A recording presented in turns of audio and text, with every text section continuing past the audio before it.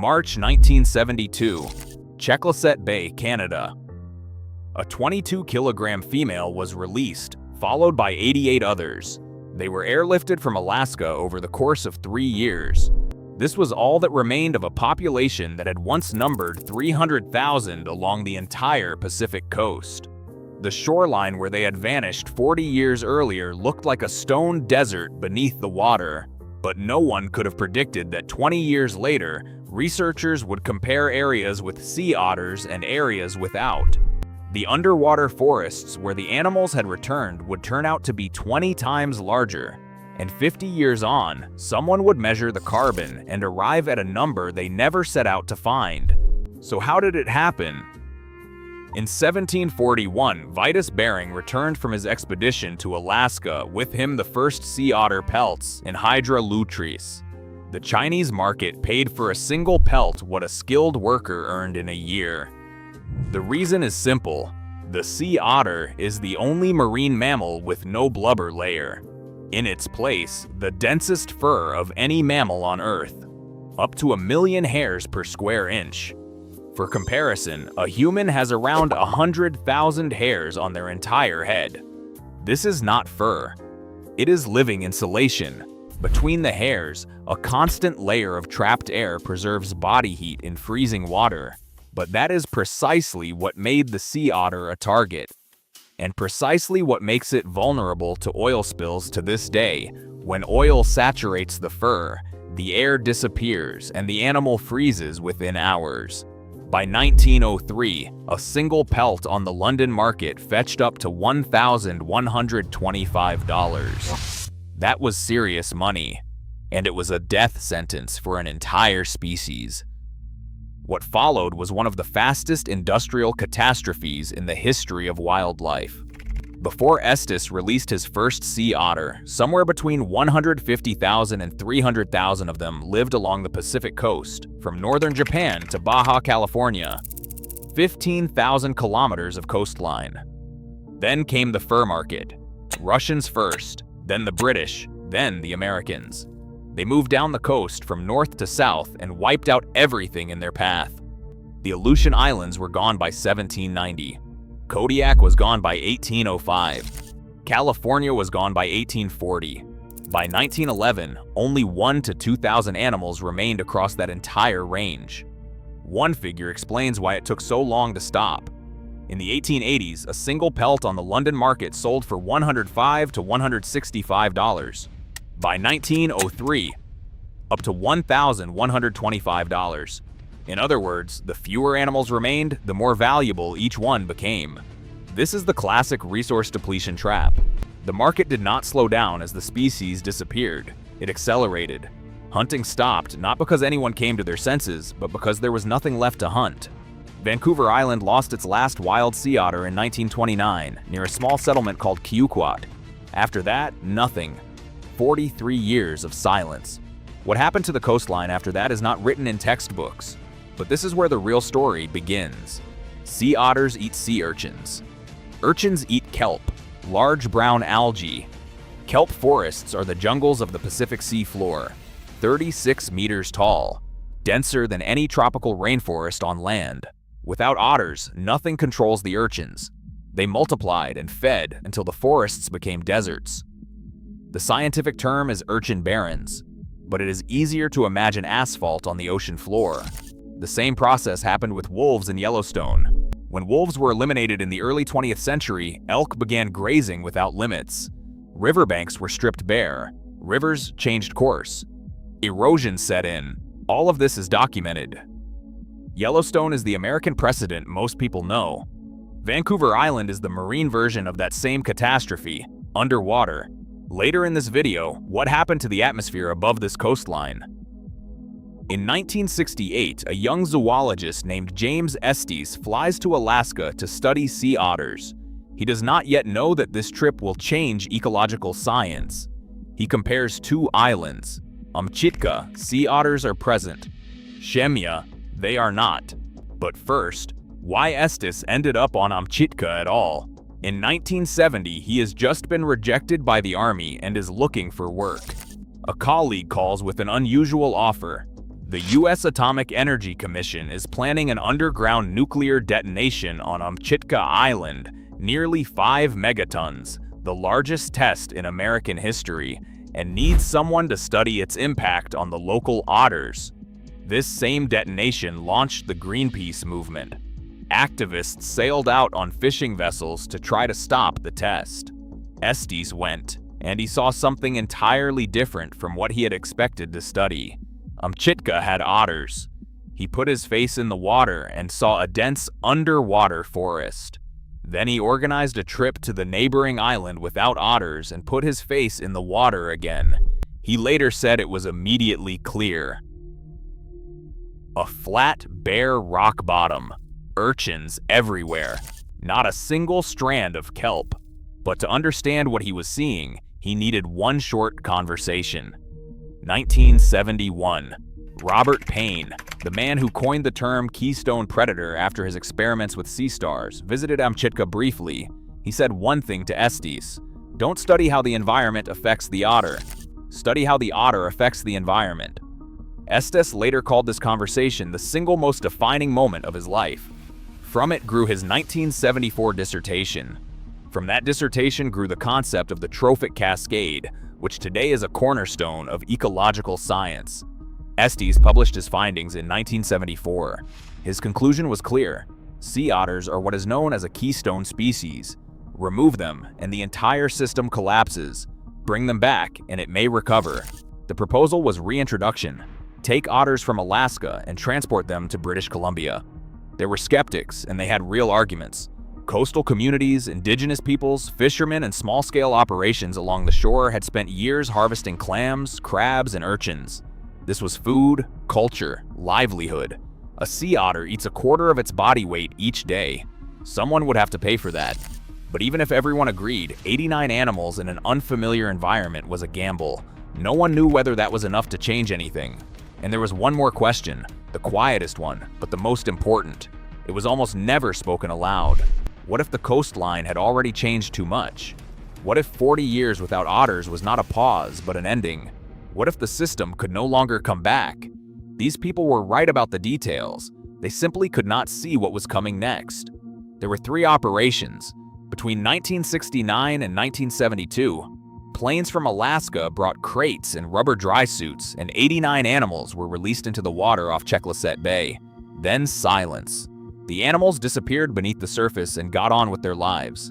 Scientists recorded observations. Fishermen braced for the worst. Years passed. Jane Watson began systematic monitoring in the 1990s, by which point the population had already exceeded 1,000 individuals. She did what seems obvious, but no one had done it at this scale before. She compared sections of coastline where otters had already settled with neighboring sections where they had not. Same depth, same rocks, same water temperature. One difference: otters. Watson described it this way: she would swim along the coast and cross an invisible boundary. On one side, a flat bottom, urchins covering it like a carpet, and darkness. On the other, suddenly light. A kelp forest transmits light differently. Between the kelp stems there is space, and in that space live fish, crabs, and shellfish that have nothing to do with urchins. She said it was like walking from an empty room into a room full of people, and all at once, not gradually. The line between otters present and otters absent on the seafloor is visible almost as clearly as a line drawn on a map. For 30 years, she documented that boundary and watched it slowly shift northward. The difference turned out to be so large that it was initially hard to accept. In areas where otters had been present for over 20 years, the underwater forests were 20 times larger. Kelp, under the right conditions, grows up to 30 centimeters a day, but it needs space, and for years the urchins had denied it that space. An urchin does not destroy kelp all at once. It grazes on the holdfast at the base, and the forest falls before it ever has a chance to grow. Without otters, urchins controlled everything. With otters, the urchins were gone, and the forest climbed upward. And here is a detail that translates well, but almost no one knows it. A newborn sea otter pup has fur so dense that it physically cannot sink below the surface.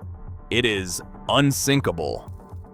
The mother leaves it floating on top, wrapped in kelp so the current will not carry it away, and dives for food. Sea otters use kelp as an anchor. This is why the recovery of the forest and the recovery of the population are inseparable. Without kelp, there is nowhere to leave a pup. Without pups, there is no population. The system holds together not because anyone designed it that way, but because each element depends on the others.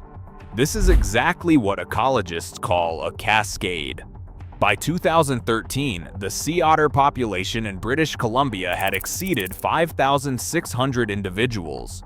Their annual growth rate was 7.2%. They expanded their range from Tofino in the south to Queen Charlotte Strait in the north, a stretch of coastline they had not touched since 1929. For the first time in 84 years, sea otters could be seen from shore with the naked eye. But the real surprise had not yet arrived. In 2012, Christopher Wilmers and James Estes, the very same Estes whose 1974 research made the reintroduction possible, are poring over kelp data. At some point, one of them says, "Let's keep calculating." Kelp, like any plant, absorbs carbon dioxide. That has long been known, but how much it absorbs depends on how large the forest is. And the size of the forest depends on the number of urchins. And the urchins depend on the otters. They simply followed that chain to its end and calculated what comes out the other side. Here is what came out. Where otters are present, kelp absorbs 12 times more carbon dioxide than where otters are absent. They converted this to tons, then to dollars at the carbon market rate of the time, and arrived at a number that surprised even them, $205 million to $408 million per year, from carbon absorption alone, from 89 animals and their descendants. In 2020, a team from the University of British Columbia and the University of California, San Diego completed the first comprehensive economic analysis of the Vancouver Island coastline. They counted everything: fish, carbon, tourism, shellfish. They found 37% more total biomass per year where otters are present. Fish market revenue increased by 9.4 million Canadian dollars per year. Ecotourism increased by $42 million. Carbon sequestration increased by $2.2 million. Combined, up to $53 million per year. And the losses to the shellfish fishery were $7.3 million. Pause here for a moment. $7 million in losses is not an abstraction. These are fishermen who spent decades harvesting crab and urchin. These are indigenous communities for whom shellfish were not just food, but part of how they live and who they are. The skeptics of 1972 said, "The otter will eat our market." They were right. That is exactly what happened. But here is the paradox. The very people who released otters into the water in 1972 had no concept of carbon markets, because carbon markets did not exist yet. They were simply trying to save an animal from extinction, and the system did the rest on its own. The decision to save a single species turned out, half a century later, to be one of the most effective climate tools on this coastline. No one knew enough to stop what was meant to happen. This is an uncomfortable kind of victory. It fits no strategy and decorates no press release, but that is precisely why it deserves a closer look. Today, 2026, west of Vancouver Island, thousands of otters in recovering forests. In Central California, a stable population and the highest concentration of kelp along the entire California coast in 100 years. And in Oregon, no otters, fishermen opposed, legislators silent. But there is an important detail that rarely gets mentioned. Oregon already tried. In 1970 and 1971, the US government relocated 93 otters from Amchitka to the southern Oregon coast, almost simultaneously with the Canadian operation on Vancouver Island. It was a parallel attempt, and it failed completely.